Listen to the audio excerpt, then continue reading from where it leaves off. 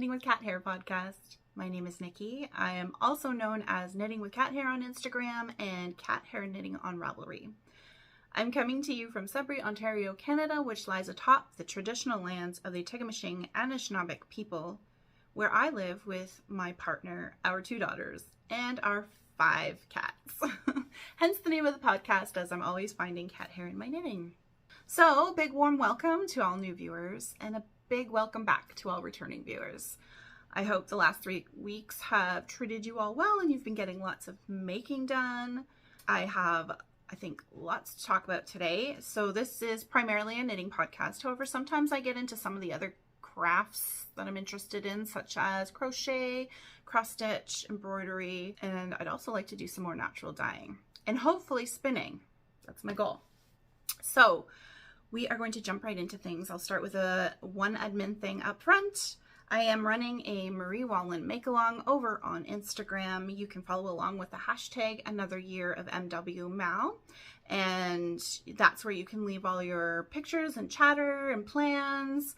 And when you do finish a project by Marie Wallin, you can use the hashtag Another Year of MWMALFO, and that is where I will be drawing prizes in August. So this make-along will run until August 1st, and whips can be included. So if you've already started something, that's fine. And it can be anything from accessories to sweaters to blankets, anything that has to do with the Marie Wallin pattern is eligible. So one other thing I wanted to mention is that in lieu of a Ravelry knitting group, I have a group over on Slack, and anyone is welcome to join. It's a friendly and very welcoming, wonderful little group. There's so many great people over there, and we try to do weekly Zoom knit nights. Anyways, we alternate between Thursdays and Saturdays to try and accommodate people from all over the world. So you're more than welcome to join. We'd love to have you. Okay, that's a little better there. Now I don't have the sun in my face. Okay, so I will start with what I'm wearing. Today I am wearing my Florarium, which is a pattern by Teti Lutsak. I'll stand up so you can kind of see what it looks like because I think it's so pretty. It's like obviously a color work pattern. It's got these lovely bell sleeves with beautiful color work around the edges and then at the bottom as well. And there's this really cute little, if you can see, crocheted double crocheted edging around all of the edges, which is really pretty. So that is what I'm wearing today. I should also mention anything that I talk about, projects, project bags, makers, podcasters, etc., can be found. All links can be found down in the description below. And I'm not sponsored by anybody. I just talk about what I love on this podcast. All right, so let's move into finished objects. I have 3 today, which is totally unlike me. I have to say that after Christmas, I got onto this really big wanting to monogamously work on projects and get them done kind of kick. I don't know. It's totally unlike me. I'm going with it because I know this feeling's not going to last. But yeah, so I've been kind of devoting a lot of time to individual projects and actually getting stuff done. So 3 finished objects. I'll start with the first one. And that is my beautiful Freddy beach socks. So these are a pattern by Nancy Wheeler. She also has the Knit Sip Happy podcast that I've mentioned a couple times in the past. Highly recommend you check her out. And Nancy is based out of New Brunswick. And when I saw this pattern, I thought it was very interesting, first off. I really wanted to knit it. It looks so squishy and interesting to me. It looks complicated, but it really isn't. I would liken this to one step above a vanilla sock. So it's easily memorizable. Because of these little stitches, it keeps your interest. So it was a really fun and quick knit. So when I saw this pattern, I knew I wanted to make it. And I was trying to think, what would be the perfect yarn for this? And I don't know about you guys, but I when I first started knitting, or getting back into knitting in 2017, I think it was, I started buying all these individual skeins of yarn, and anytime we would go somewhere, I would get a skein of yarn. And we ended up going on this family trip out east, and we hit up 4 different provinces with our kids. And each province that we went to, I tried to purchase a skein of yarn that was from that province. So either like a hand dyer from that province, or the yarn was milled in that province, what have you. When I was picking out these skeins from the different provinces, I was trying to capture something that would remind me of that province. So a colorway, or yeah, basically a colorway that would remind me of that province. So when we were in New Brunswick, I picked up a skein of Sweet Skein of Mine yarn, which is what I used to knit this. So this is the one I chose for New Brunswick because it reminded me of the Hopewell rocks, flower pot rocks they call them, at Hopewell Cape. Just with the turquoises and these like kind of muddy browns when the tide is coming in and out, and yeah, just totally spoke to me. So this yarn, my memory skein, was perfect to knit up this pattern by a designer who's out of New Brunswick herself. It was really lovely because while I was knitting on this after Christmas, I was reminiscing about our trip and how lovely it was and how much I love the East Coast very much. The people are just so friendly and so inviting, and yeah, if you ever get the chance to go out there, I highly recommend it. So yeah, this is my first finished object. I'm trying to think what I did, if I did any modifications. I don't think so. I pretty much followed the pattern. I may have done my own toe decreases and stuff, just like I do on my vanilla socks. All of the details can be found on my Ravelry page if you're interested. I used a US 1 2.25 millimeter needle to knit this, and I'm so happy with the way that they've turned out. I highly recommend this pattern, again, because of the interest. It was very interesting to make, very quick knit, and the comfortability of it is just amazing. It's so squishy, like I said, because of this textured stitch. Beautiful. All right, so next finished object. Right after Christmas, I met up with my best friend and her son, and we always exchange gifts every year, and her birthday is right around Christmas too, so it's nice to be able to see her for both. And she gifted me 2 skeins of, I have it right here, of this yarn. It's called Zen Yarn Garden, and the colorway is Niagara Falls in sunshine, sorry, can't read it backwards. So it is based on this picture. That's the colors were kind of taken from this picture. And this one is a bulky, I think it's a super bulky. 90% super fine, super wash merino, 10% nylon. And there's approximately 50 to 55 yards, or 45 to 50 meters per skein. Milled in Italy, hand dyed in Canada. The funny thing is that my friend had actually gifted me yarn, Zen Yarn Garden yarn, in the exact same colorway, but it was a fingering weight yarn anyways. So it's just funny that she's like, well, when I see these colors, I think of you. So it's a very variegated yarn, I will say. And I personally have difficulties finding patterns that work with really variegated yarns. They're gorgeous in the skein. They're absolutely beautiful, but knit up, they kind of do their thing, and that's what they're meant to do. And you know, there's people out there that absolutely love the look of that. I personally prefer tonals, I think, to variegateds. So I was like, wow, how am I going to use this yarn, you know?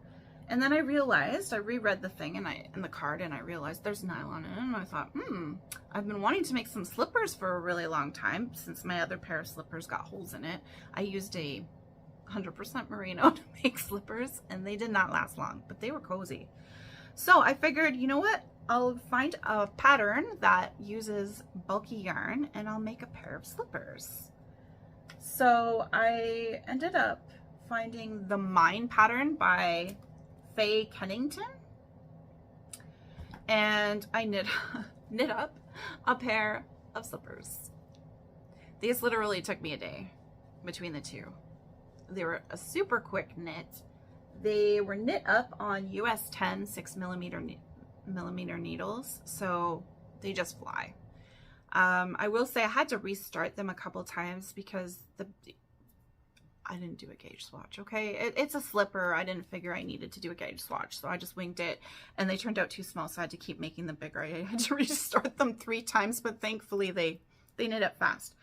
So they have this cable down the center. I elongated the cable by 1 full repeat because it was originally stopping here and they were just way too short. I also did, there's garter around the heel, or the sole, I guess, and I put in some extra garter to make it wider. And now they fit wonderfully. You will notice, so these were 2 separate skeins, how different the colors are. So this one's got a lot of brown in it, and this one seems to have like just like paler beige color and lots more blue in this one.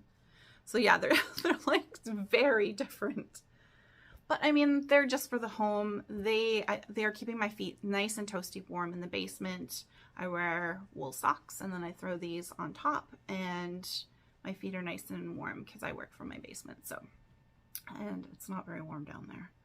So yeah, the pattern was, yeah, super easy to knit. But like I said, I struggled with making the right size, like getting the right size. I think I ended up knitting the large, which was supposed to be for like a men's size foot in the end. But yeah, it's a fun pattern. I'd knit it again. Especially in a tonal, I think it'd look really pretty. Because you'd see the cable. The cable's a little better. But anyways, that's more of a practical knit than anything else. And I got to use up the yarn that my friend gifted me, which was great. Okay, and then my final finished object, I literally just finished it last night, is my Hexagon Blanket. So it's actually a crocheted project. So I have it folded up here. I don't know that I can show you how big it actually is. It's quite large. And I'll show you the right side. Yes, this side. So yeah. Really enjoyed making this project. It was like, I've mentioned this numerous times in the past, it was like a comfort crochet for me. Every time I wasn't feeling well or just needed something comforting, I worked on this, and it was just so much fun. So there's not really a pattern per se for the blanket. There is a tutorial by Addict24 that is over on a blog. I will link down to it in the description down below. And she tells you how to make the hexagons.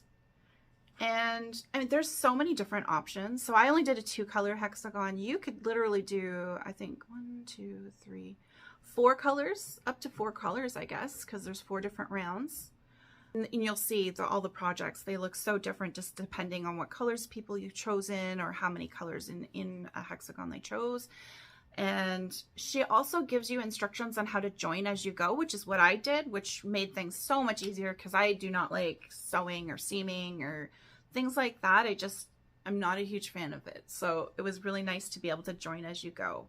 And so this is the front side. This is what it looks like when they're joined. And then on the back, you can kind of see how they're just literally on that 4th round, you just start crocheting into the adjacent hexagons to join. So it's all done on that final round. So yeah, it's a free pattern, I should say, too, all around Ravelry. And I did a border.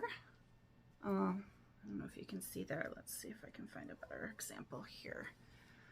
So the border itself was 3 rounds. So you do, she doesn't give you instructions for the border, I don't think. No, I found instructions on another blog through another Ravelry user. I think her name was Amy C, I want to say. Let me just double check that. Yes, Amy C's project notes. And I linked to it in my project as well because I'm, you know, I want to give her credit. I totally followed her notes and she used another tutorial. I'm not a expert crocheter. But anyways, you're crocheting into these individual little holes, spaces they're called, on the hexagon. And then you chain 3. And then you crochet in, chain 3 all the way along. And then on the next row, the cream round, you do 3 double crochets in each of the spaces. You do something a little different when you get to a point. I think you just chain 3. That's what I did anyways. And then the last round is just single crochets all the way around in each double crochet. And that gives you this little border.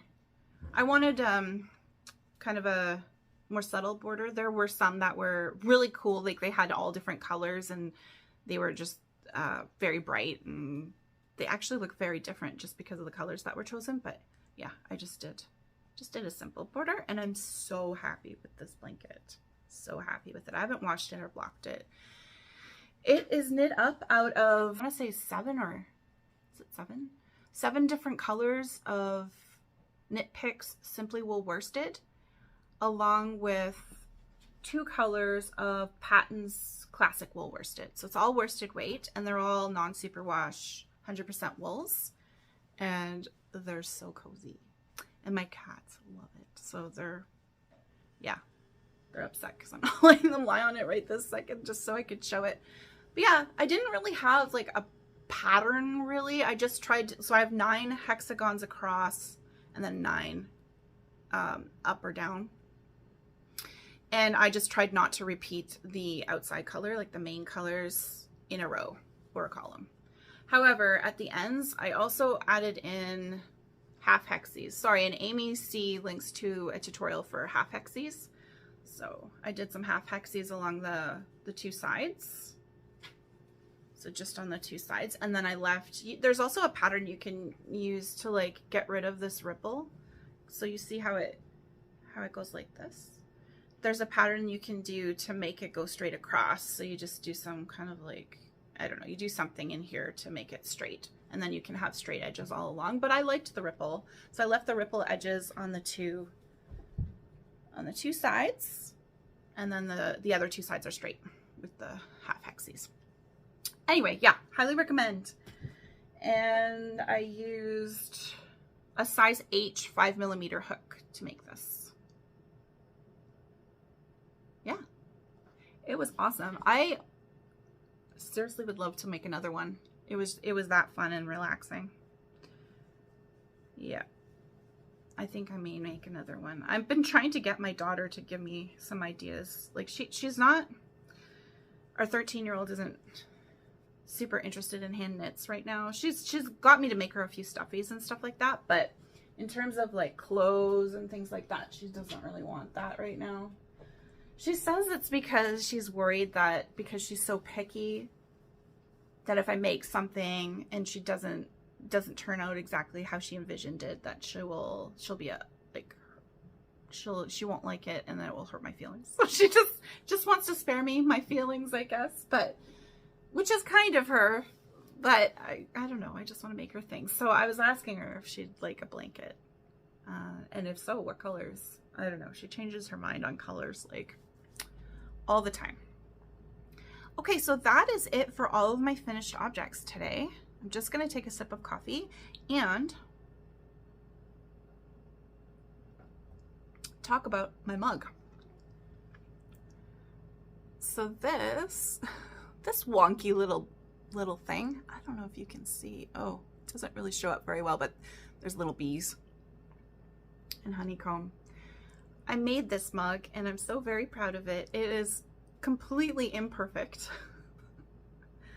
The handle is wonky and it's crooked, and it is not, like, there's no way you could convince anyone this was store-bought. And I love that. I absolutely love it. There's a bee, you can see. Yeah, so I took a hand building pottery class last year alongside my friend, and it was my first time ever doing any kind of pottery, any ceramic type anything, and it was really fun. It was really fun. The one thing I wish that I would have done is I wish that I would have known what we were making in advance. So every week we would make a different item, which is cool, and we learned different skills every time. I didn't know what we were making each week, so it was hard to prepare. So I'd just go in and just wing it. And I'm not the type of person who's able to, I have trouble visualizing things. So I need to prepare for things. I just need to look at ideas and get a sense of what I want to do and stuff like that. So I don't do well with winging. Let's just say that. I'm not artistic enough. It's just not me. So I did make, so what did we make? 5 different pieces, and truthfully I used 2. So this mug, which is my absolute favorite because it's functional and I love it. I love bees. And the other thing that I use regularly is this. This is just a thumb. This was the very first thing we made. I think it's like a thumb bowl or something like that.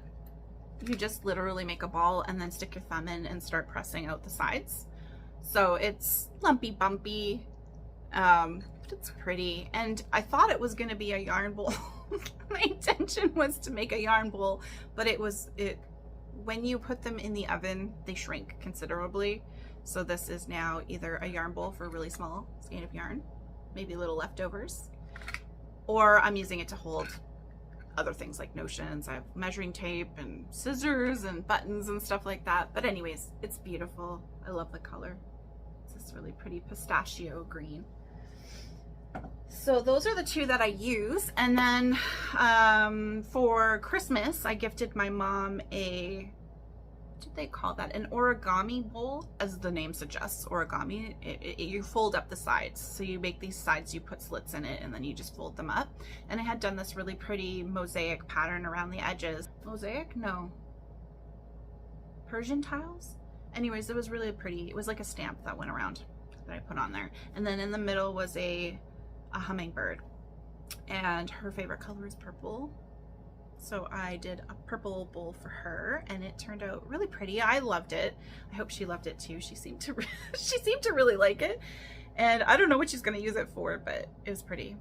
And then we did a luminary, so basically a rectangular thing that you carve out holes along the sides, and you can put a candle in the middle, and then the light kind of shines out those holes.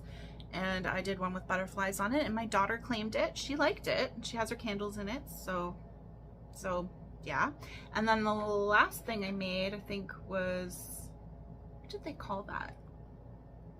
A coil bowl, where you literally take the clay and you roll it between your hands into little, like, snakes, almost like just long thin pieces, and then you spiral that around to make a bowl. You like layer them and stuff. Anyways, mine did not turn out well. I didn't like it. I made it green, and my partner John loves green, so he claimed it. He's using it as his desk to hold random things. So it was really fun. Like I said, I wish I would have known in advance what to prepare, so I knew, you know, if I want to bring some tools from home or things that I might want to use to make different prints. I don't know if you can see this. My cat has found the blanket. He loves it. Yeah, so yeah, it was really fun. Highly recommend taking a class. Really fun. Next up would be the throwing, the pottery throwing with the wheel, where it's like, I don't know actually if I'm ready for that. It seems so fast moving, and I feel like I could do some damage. Clay flying everywhere. But yeah, it was fun. So that's it for finished objects. And now I will talk about some works in progress. I was working on my Brightfeather, which is a pattern by Jennifer Steingass. And I showed it last time, and I had finished one of the sleeves and was working on the other. And now I've finished both sleeves. There's one, and there's the other, and now I'm on Body Island. And I really thought I was gonna have this done, but it just didn't happen. And you know what? That's okay. I was working on other things. I got lots of other things done, so I don't feel bad about it. But I fully expect that this will be done this weekend, actually. I'm hoping. I don't know if you can see, I've unrolled it. It was rolling up, but I've actually done quite a bit of the body. And I was hoping to get away without having to use my last plate of Nutidin for this, but unfortunately, nope, I'm gonna have to use it. So I just balled it up last night and it's ready to go. And I just have to do, I think, another 1.5 inches on the body and then do the ribbing. And then I'm done. And I mentioned before that I had some issues with the sleeve sizes. So based on my bust size, I have a 45-inch bust for reference. And I found with some designers that for whatever reason, that results in large circumference sleeves, like way too large. Way too large. And you know what? This was actually a case of one. I didn't mention this, but you can see here, there's a little bulge. So this sweater was knit bottom up, and the sleeves were also knit from the cuff up. So when I started casting on for the sleeves for my size, for my bust size, they turned out to be way too big. So the repeat pattern on this is like this, okay? And there were 2 more of those that I removed. 2 more. Like, that would be like out to here, right? About, like, they were huge. And I was like, no, this isn't right. So I went and ripped it back, and I restarted, and I don't remember, I think it's 60 stitches, I want to say, something like that. Anyways, and so I did that. I think these were the smallest sleeves. And then I followed the instructions. I'm pretty sure I followed the instructions, but then I realized, I'm like, oh crap, like I'm gonna get up to attach to the chest and I'm not gonna have enough stitches where I need it across this area. I don't need it down here. So I stupidly, right at the end, when I realized it, I just started increasing all on the one row, on the one round, to get up to the number that I should have had.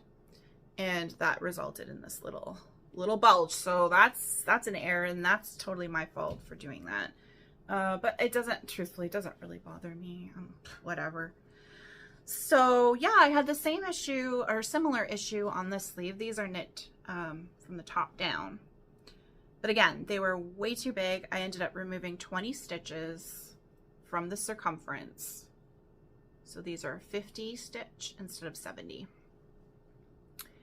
And yeah, and you know, it's funny because I think Amelia was talking about this on her latest podcast from Emilian Style podcast.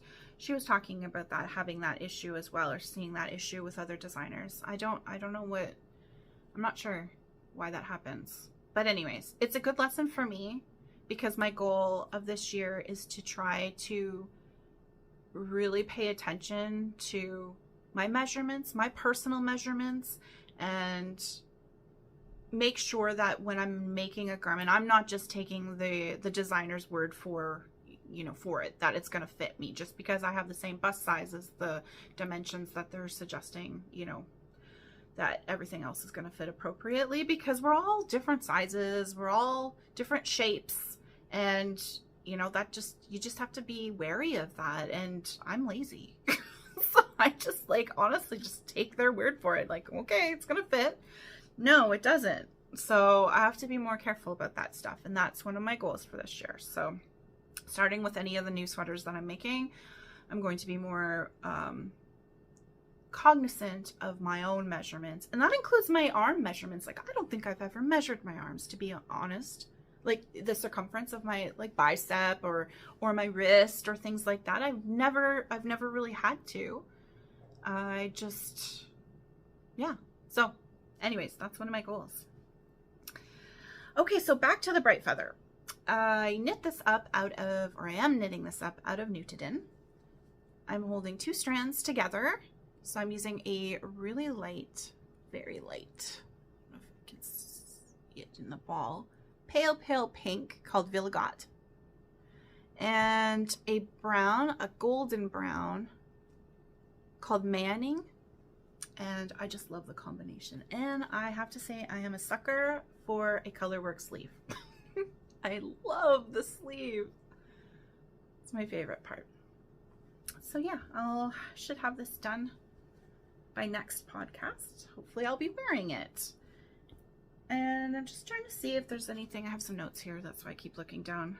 I used US 3 for the neckline and cuffs, which is a 3.25 millimeter needle. I used a US 4 for all the non-color work, and then because I knit color work so tightly, I have to go up two needle sizes to make sure that my gauge remains the same. So I used a US 6, which is a 4 millimeter for all my color work.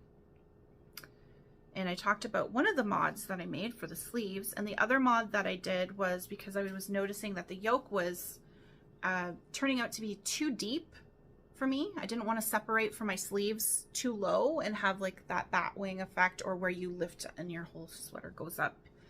Yeah, so this is something else I need to pay better attention to, like what my ultimate yoke depth should be. So what I ended up doing was just removing 5 rounds within the feather pattern. You can't really tell because there was a repeat of one of these like little feather things.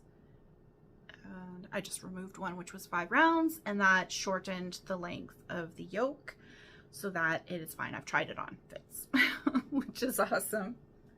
And I'm making the size G, which is supposed to be a 52 inch, I think, finished bust size. But because of my tighter gauge, I have tighter stitch gauge, but looser row gauge, it's actually turning out smaller, so it should be about 49.75 inches, which on my 45-inch bust is a considerable amount of ease. So it's fine. Yes, so that is it, I think, for the Brightfeather. So I did a little bit of work on my Marie Wallin project. So I'm knitting the Samphrey for our make-along. Actually, I'm knitting two Marie Wallin projects for our make-along. I won't be showing the other one today, the daffodil, but I did show it in my previous episode if you're interested in seeing it. So I'm making the Samphrey, which is an all-over colorwork sweater, pullover, whatever you want to call it. And this is what I have so far. So it's knit. The pattern calls for it to be knit in pieces and seamed. I've converted to partially knitting in the round. So you start at the bottom and you knit this like huge amount of ribbing, which I think is like 5 centimeters or something like that. I can't remember. It's long. And then you get into the gorgeous color work. And then I have now, because I truthfully haven't done steeking before for a garment. I've steeked a shawl, the Woodlark shawl by Larka Fiber Tales. But in terms of steeking a garment and placing steek stitches for armholes and neckline and things like that, I haven't done that yet. And I really do need to figure out how to do that properly. So in this case, I didn't add in steek stitches. So instead, I thought that I separated at the right point. So I knit in the round and then I stopped at the point where I thought the armholes should start coming in, and I started knitting flat back and forth. I am doing the back part first, I think. Maybe this is the front. I can't remember. Anyways, I'm doing one side first. So you'll see the other side is on up our record. And then that way I can do the shaping that it calls for in the pattern. I don't have to figure that out myself. And the only problem is I don't remember how I calculated where to split for this, like split to the front and back.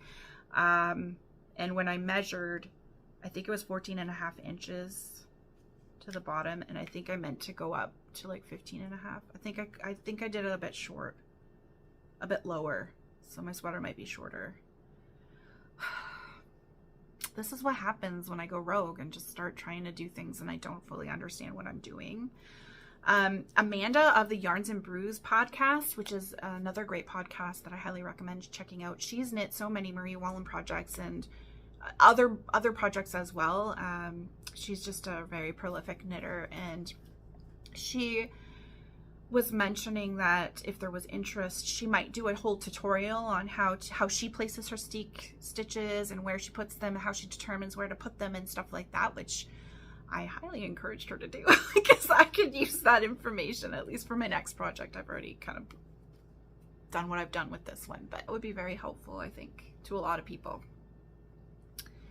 So what was I gonna say? Oh, so then I was like, okay, I had put this in timeout because I wasn't sure about it. When things aren't going my way, I put things in timeout. And then I revisit it when my head is in the right space. So for this one, I was like, okay, I have some time. I'm going to sit and figure out exactly how deep my armholes need to be based on the measurements that are provided in the diagram. And I will say, one of the things that I don't particularly like about Marie Wallin patterns, at least the ones that I've knit so far, maybe her newer ones are different, I don't know, these are older ones, but she doesn't give lots of schematic measurements. So she really only gives you, if it's knit flat, and this is a drop shoulder, she'll give you the length from the bottom to the shoulder, like to the top, the shoulder. She gives you that, and then she gives you the width across the bottom. And then for the sleeve, because they're knit separately and flat, she only gives you, the length.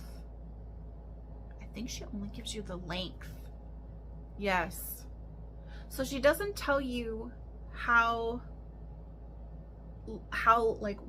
long this part should be around, like the circumference,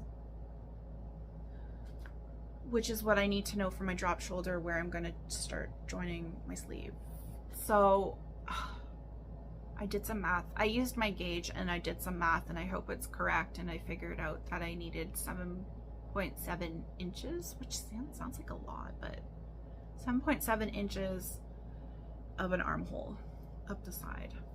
I hope that's right. Anyway, we shall see. We'll see how it turns out. It's only knitting, right? And it's not, I'm not sticking. I haven't cut my yarn, so it's all salvageable. Not the end of the world. If I have to rip back, I have to rip back. I'm not opposed to ripping back. Because it's not too late for me to rip back. I've only done this amount, and that's not the end of the world to rip back if I have to and start again. So maybe I should look into it. Maybe I should make sure I'm doing things right before I just rush ahead. So that's my progress on the Samphrey. That's my dilemma with the Samphrey. I used a US 2 for the ribbing. US 2 2.75 millimeter needles. And then I explained this in previous episodes, but there's like a bulging that happens after this long panel of ribbing. So to prevent that from happening, I actually went down a needle size and then gently increased needle sizes until I got to a point where I was at a US 3.25 millimeter, which is what I'm using for the rest of the body. The other option is I've seen people just remove stitches, but I don't want to have to fudge around with the pattern because it's already complicated enough for me. The repeat on this is ginormous. Absolutely ginormous. There's no way you can I can't memorize it. It's from from here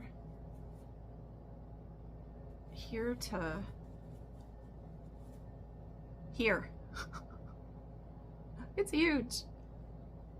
It's mirrored though, so I guess theoretically you only need to know this, but then you have to work backwards. Anyway, it's not the easiest, and there are a ton of float catching to be done in there, and I've been catching all my floats. Look how lovely. It's nice. And I've also learned from when I knit my cardigan, my Marie Wallin cardigan, the chestnut, that I now weave in my ends as I go, because there's no way I want to go back and have to weave in 11 billion ends at the end. So I am using Andrea from Freddy Knitting's technique of weaving in the new yarns 10 stitches before the beginning of the new round, and weaving out the old yarns 10 stitches after the beginning of the new round. And that seems to be working fine. It worked better when I was knitting in the round. It was a lot easier. Knitting flat's a little more tricky because you're catching, sometimes you're doing that on the back side, on the wrong side, which is just slower going, whatever. It's whatever. That doesn't bother me. I'm fine with it. It's all good. I'm making the size large, even though from the measurements I should be making the size extra large, but because my gauge is actually looser, I went down a size. So it should turn out to be the right size. Should. We'll see when I'm done. I can't really try it on because it's knit bottom up. Yeah. And I think that's it. That's all I wanted to say about the Samphrey. It's so beautiful. It's worth all the trouble. I just love the colors. There's 14 different colors in here. I don't know if I can show you real quick. My messy. I used to have them all organized. They look so nice. And now they're just a basket of craziness. But yeah, 14 different colors. And I'm using Jamieson's of Shetland Spindrift. My first time using it. Love it. Very nice. Very nice. I love the colors. They are so pretty. I don't know if it'll show up, but there's like tons of heathering. They're just gorgeous and much more affordable than Marie Wallin's British Breeds. The pattern that I'm knitting Samphrey actually calls for Jamieson's of Shetland Spindrift, so I'm using all the original colors. But her new book that I bought, what's it called? Cumbria? I can't remember the name of it. But it's all, I think that all the designs are in her British Breeds, and I just can't afford them. Like I bought them once for the chestnut, and I just can't financially justify knitting with her yarn anymore, unfortunately. But I have tons of leftovers, so I'm probably going to knit some fingerless mitts or maybe a tam or something like that. My final work in progress that I'd like to chat about today is my Battenburg Blanket, which is a pattern by Sandra Paul. This is a scrappy project that I've been working on since 2020. I want to say I started it in, was it during lockdown? Yeah, I'm pretty sure it was. It was right at the beginning of COVID is when I started this. And so I've added in quite a few more squares. It's growing, slowly but surely. This project's going to be a long-term project. Obviously, it's already been a long-term project. We're coming up on 3 years. But yeah, I just add a few squares to it as I get more yarns to add in. And it's not really joining as you go, because you can create the little colored squares in advance. But when you make these, like I'm using cream colored squares to offset. When you make the cream colored squares, that's when you can join in all the way around 4 different squares to the cream colored squares. So this is what it looks like on the back. It's actually really cool. It's got like a checkerboard ridge type look to it. It's quite cool.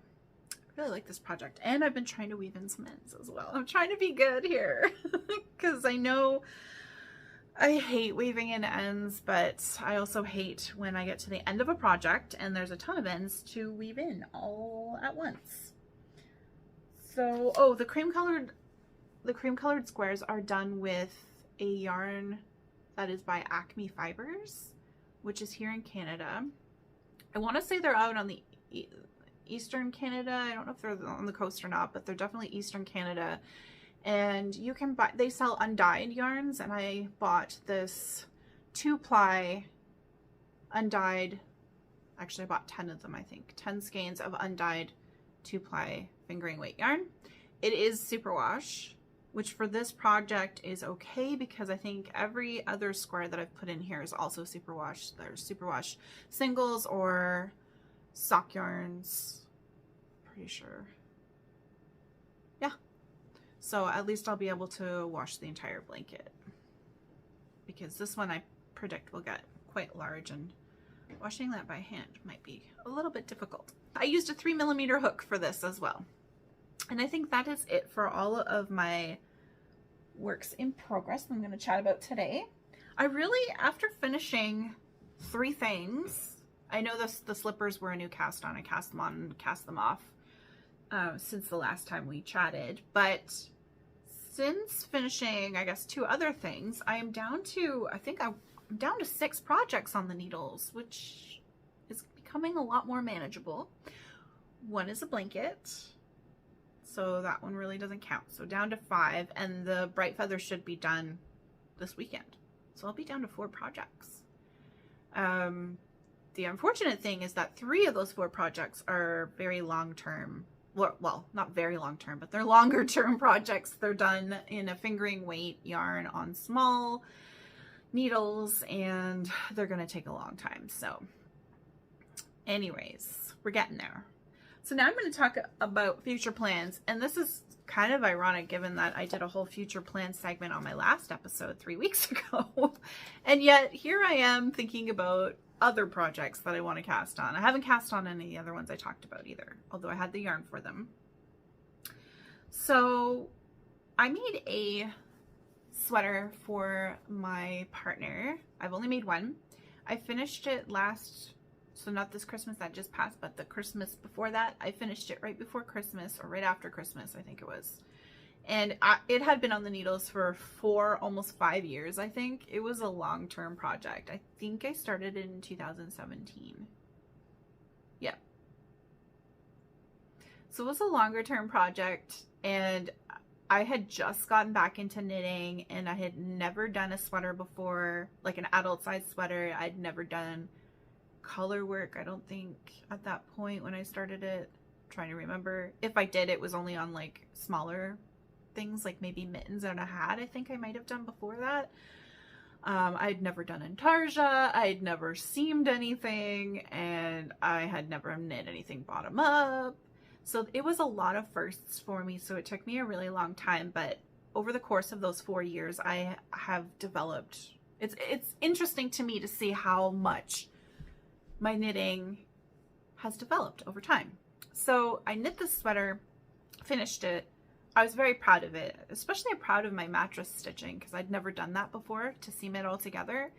And it was, I don't know, I think it looks okay. It doesn't fit him perfectly. The length is too long, and there's something going on here where there's like bunching. So I think this portion is too long or something. I don't know. There's something going on because it's bunching up. Anyways, it doesn't fit him perfectly, let's just say. But he loves it. He has been wearing it like all the time. He's wearing it today, in fact. He just loves it. And it was knit out of Knit Picks Wool of the Andes tweed, which is a nice yarn, actually. I really like it. And it's not like, it's 100% wool with the exception of the little neps that are in it. But it's one of the softer, like it's a Peruvian, I think it's a Peruvian Highland wool, but it's softer for some reason. I don't think it's superwash. It says to hand wash, so I don't think it's superwash. But anyways, he really likes it, and he's happy to wear it. So the other day we were talking, and he actually asked when I was going to make him another sweater, which makes me really happy, because the fact that he wants another sweater means he really loves him. And I already knew this. I knit him a hat in 2017 for Christmas, and I don't think that hat's left his head. He literally wears it all year round, and it was made out of acrylic, and it is losing its shape, and it's not like, it's nothing that I'm like, oh, I'm so proud of this hat. It was just a 2x2 ribbed hat, but he wears it all the time. Like, he lives in this hat, and I even made him a second one. He wears the two of them. He alternates. But yeah, anyways, he's super knit worthy. Wears the socks. He loves hand knit socks. He wears my socks all the time that I made him, and his mittens that I made him for, you know, shoveling, doing things outside.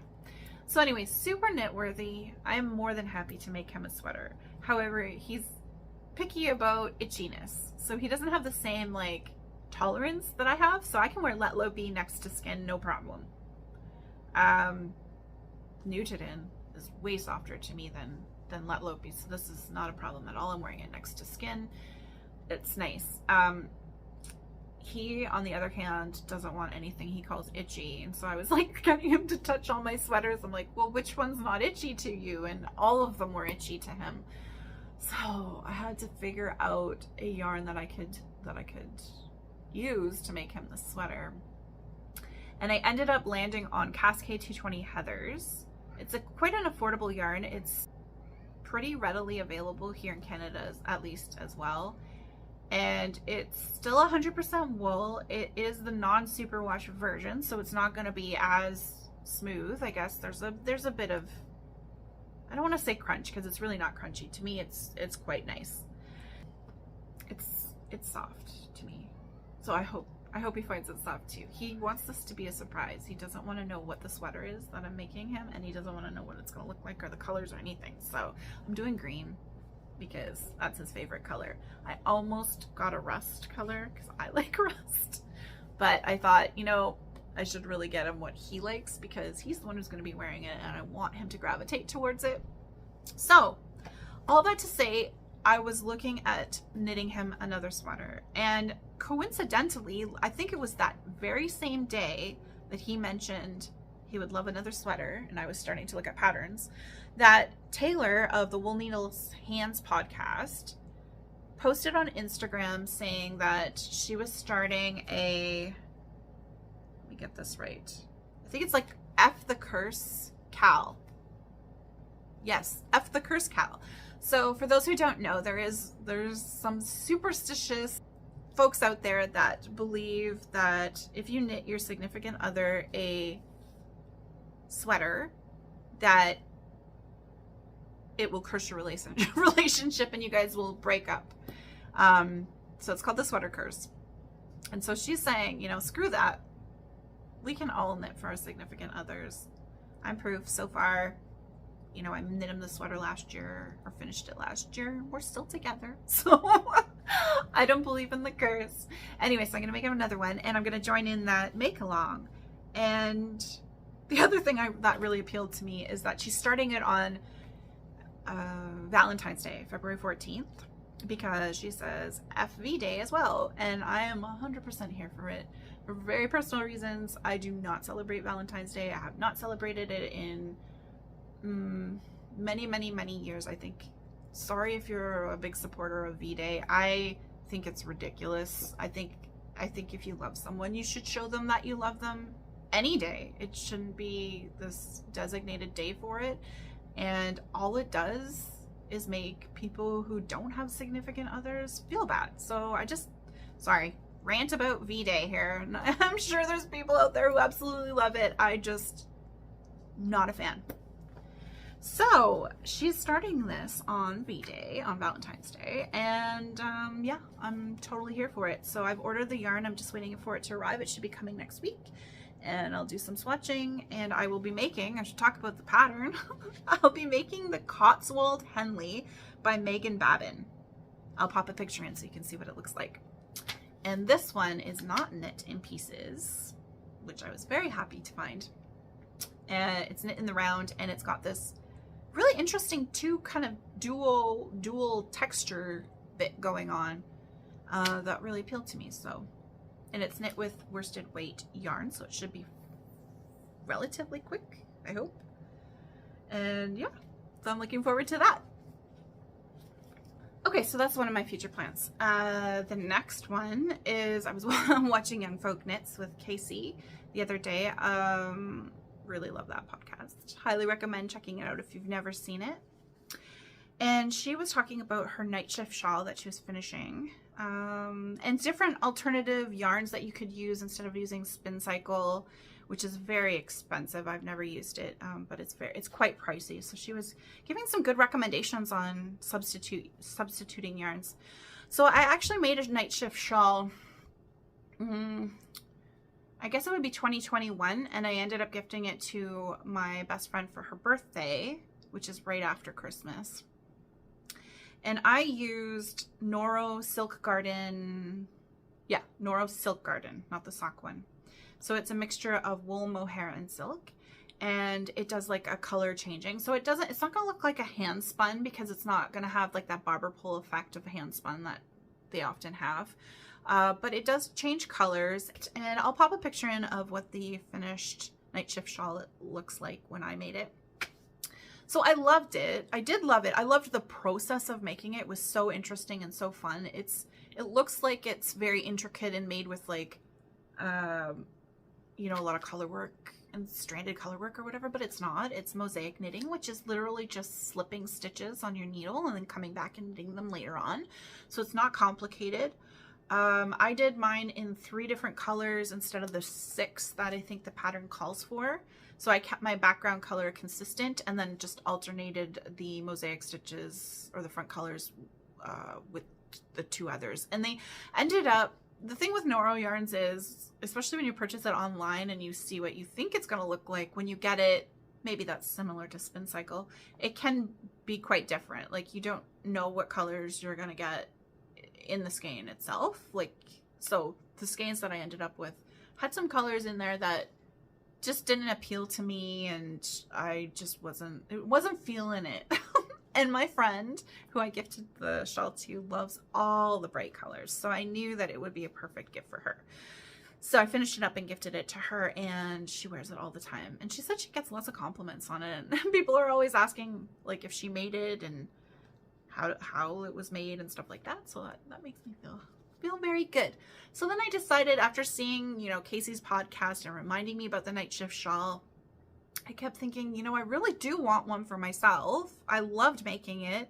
Admittedly, I'm not a huge shawl wearer, but I feel like that shawl is something that I would wear. I feel like it is something I would wear, like over top of my coat to go outside or whatever, kind of like as a bandana, like in the front. So yeah, I chose 2 Noro Curion colors. I cannot remember the makeup of Curion, but I know I'm pretty sure it's a worsted weight yarn, and I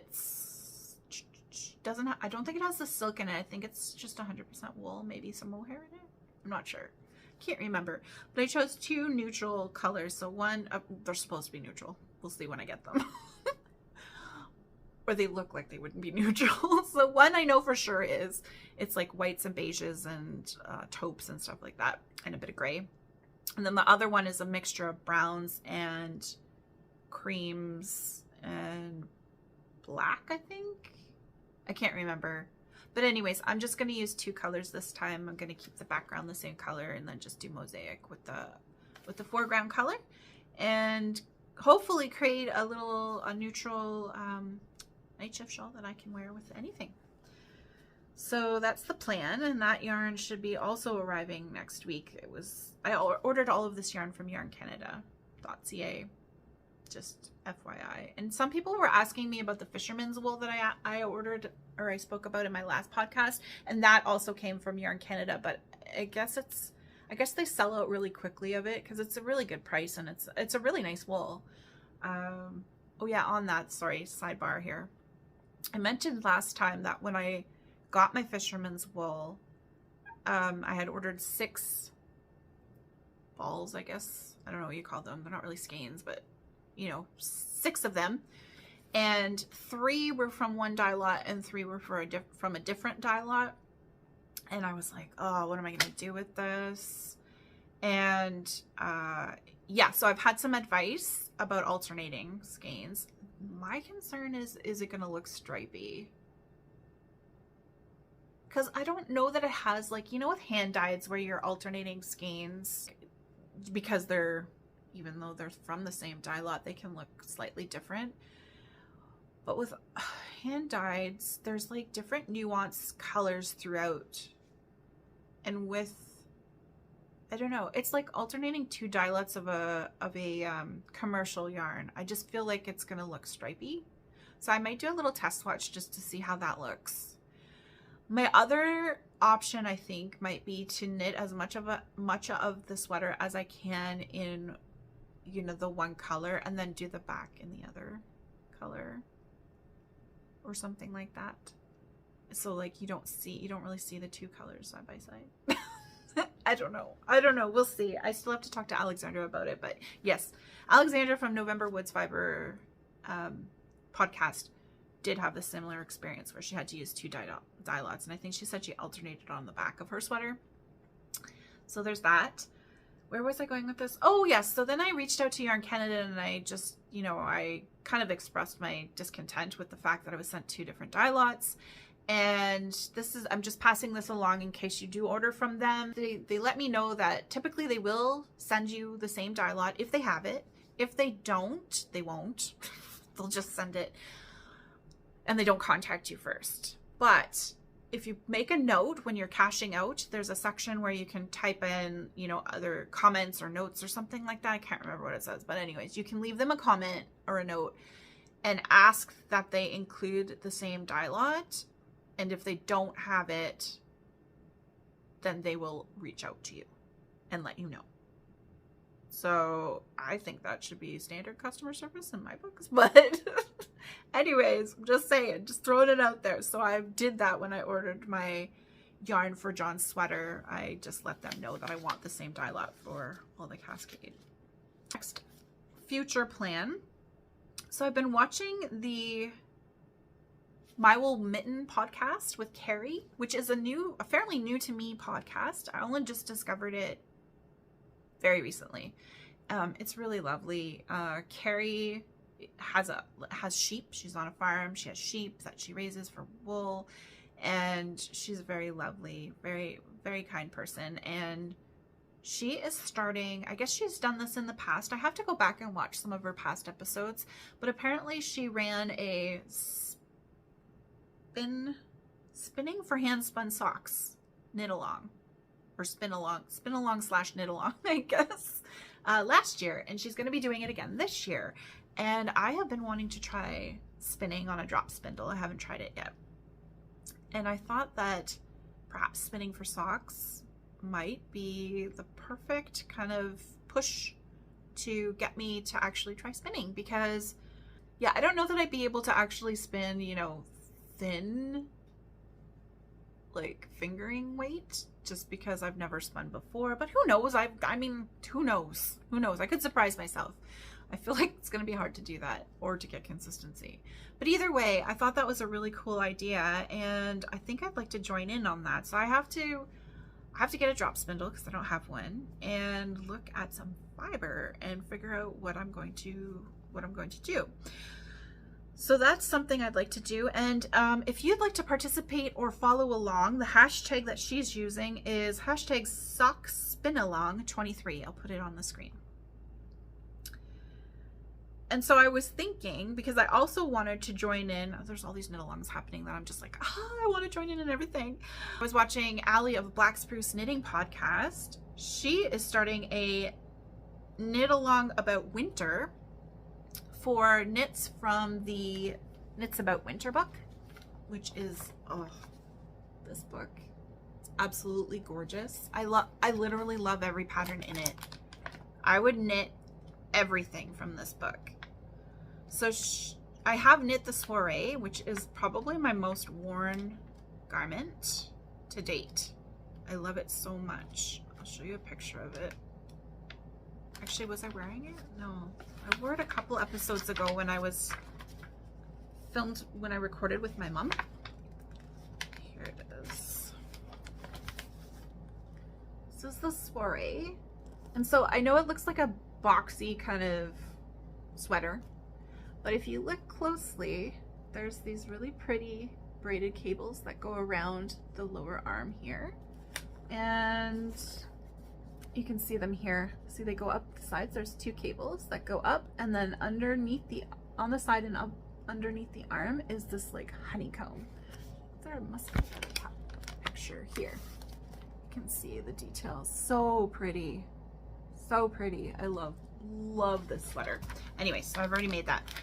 But actually Allie just made one too, which is beautiful on her. And we did them in similar colors, like a kind of like a turquoisey, very light turquoisey blue. So there's that. Now I think her make along is, or her knit along is running until I want to say the start of spring or something like that. So March-ish, I think that's what it is. I'll put it on the screen if I'm wrong. But that, I'm not a quick enough knitter to knit another sweater in that amount of time. Although I really wanted to make, and I still will make it at some point, the East Wind jacket. I already have the like the little toggle buttons for it and everything that I was given from my mom, who had some from my grandma's old store. So yeah, it's got this lovely cable design as well. I'd really like to make that eventually, but again, like I don't think I can. I have to be reasonable here.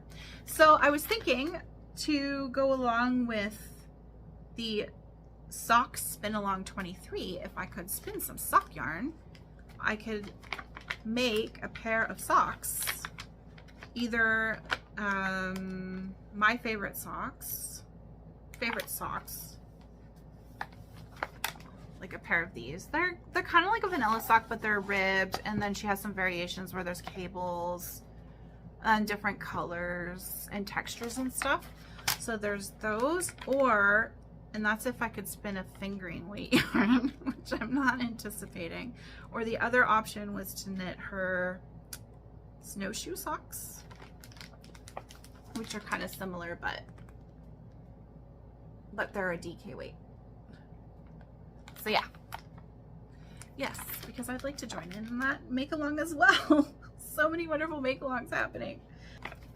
Highly recommend this book. So many lovely patterns in it, and the pictures are just, I don't know, they're just stunning to me. This is like a coffee table book. I do keep it on a coffee table. So I think that's it for my future plans.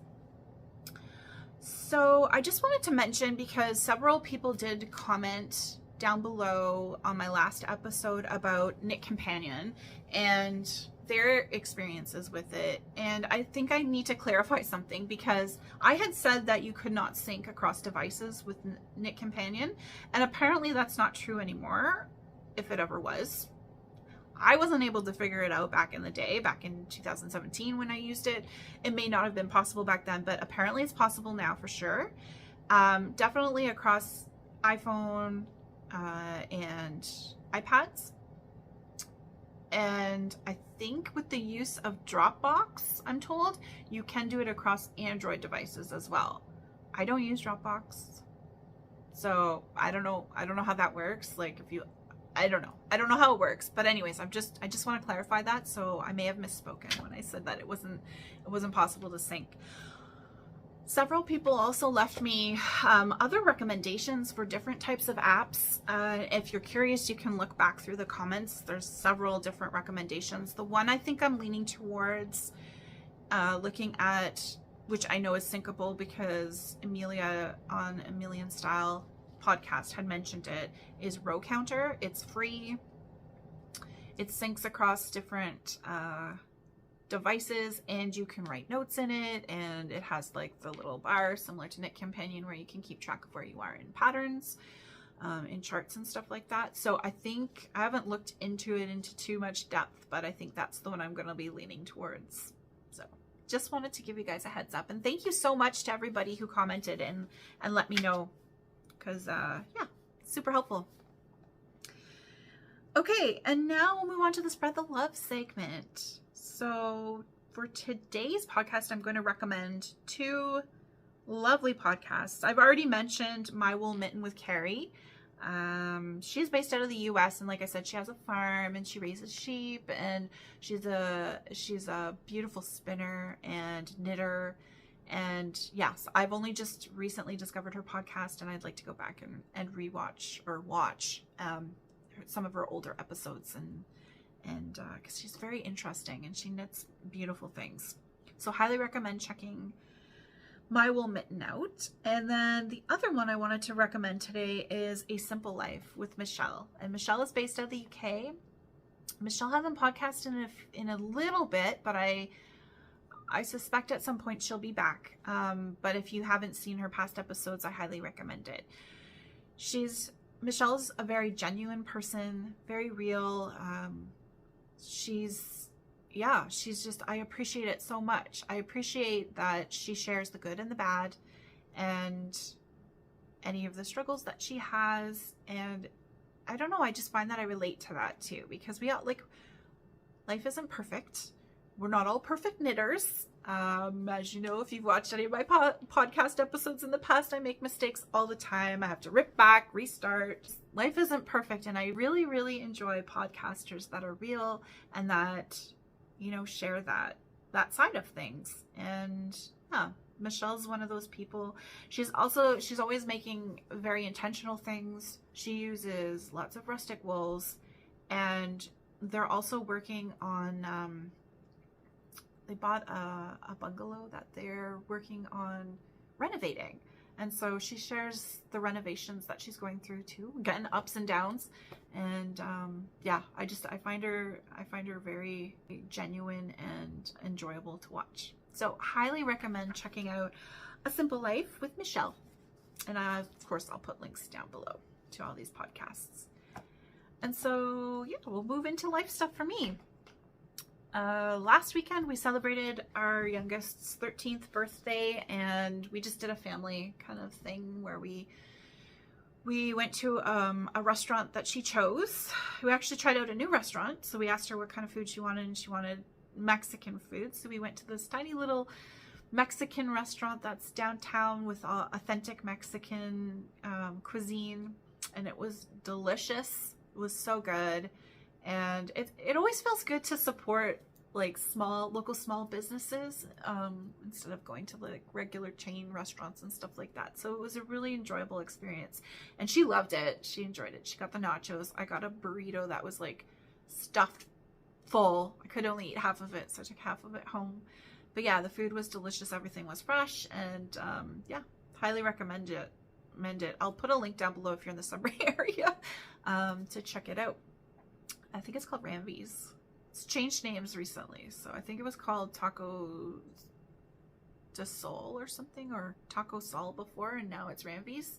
Anyways, so we did that, and then we went to a movie, which we have not done since before COVID, so 3+ years, I want to say.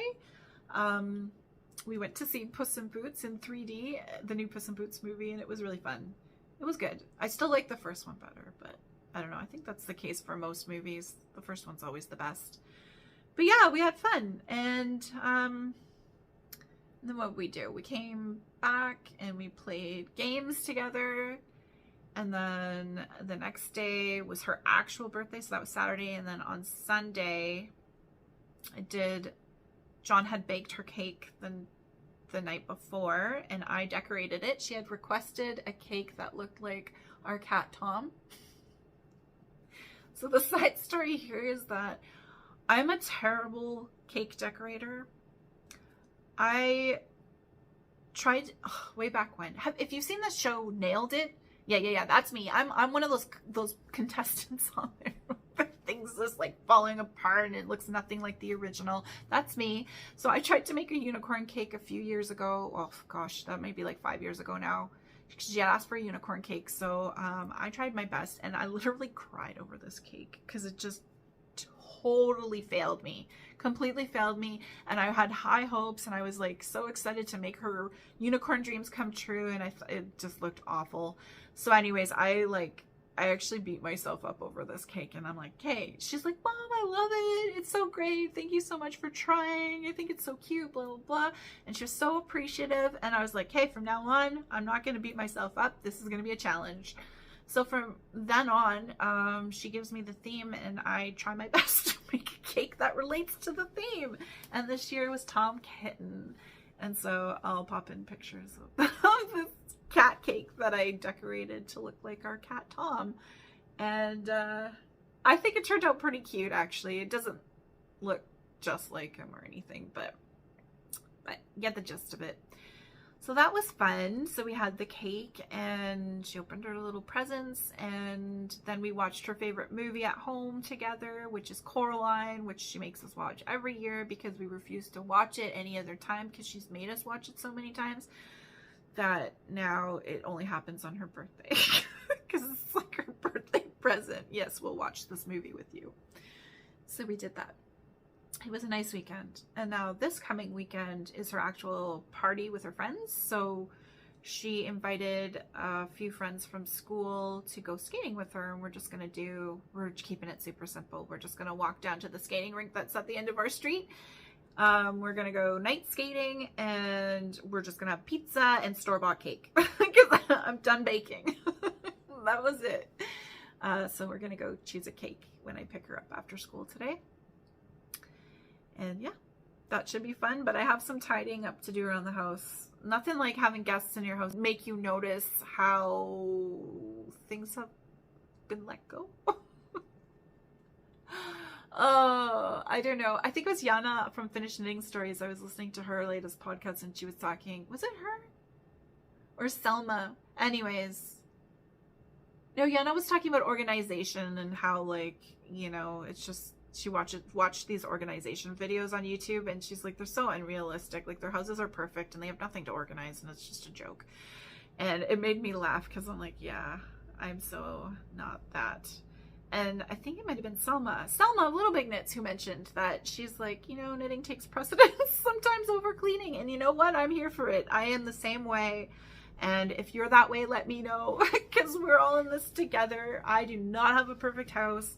I am strategically sitting in front of my bookcase, so you can't see how messy it is. You might have caught glimpses as I move around, but yeah, we are not perfect in this house. And I don't want anyone to think that we are, because we just aren't. We're real. We have 2 kids and 5 cats. The house is a disaster 99% of the time. So I'm gonna work to clean it up before the guests come over tomorrow, and that's how I'm gonna spend a little bit of time. And yeah, I think that's it. I'm trying to think if there's anything else. I have a job interview coming up in about a week. It's a little over a week that I'm not looking forward to. Government job interviews are not like interviews that you go to for other places. I swear they're like the only ones who do this, but it's like this whole thing where you have to like either take a test or do a presentation or do a written assignment in addition to the actual like the interview, where they judge you on your communication skills and meeting all of the competencies that you need to have for the job and stuff like that. And it's frustrating because I've been doing the job I'm coming up on 4 years, and I've already interviewed for it once, and now I have to re-interview for it, and I'm just irritated. Let's just leave it at that. So there's some preparation that has to go into that. So next weekend, so not this weekend, but next weekend, I'll be spending my weekend prepping for my interview, and fingers crossed it goes well, and it's the last interview I ever have to do. That would be nice. But anyways, I digress. Okay, so I think I'll leave it there, and I hope that you all have a wonderful next 3 weeks filled with lots and lots of making. Happy making. Bye.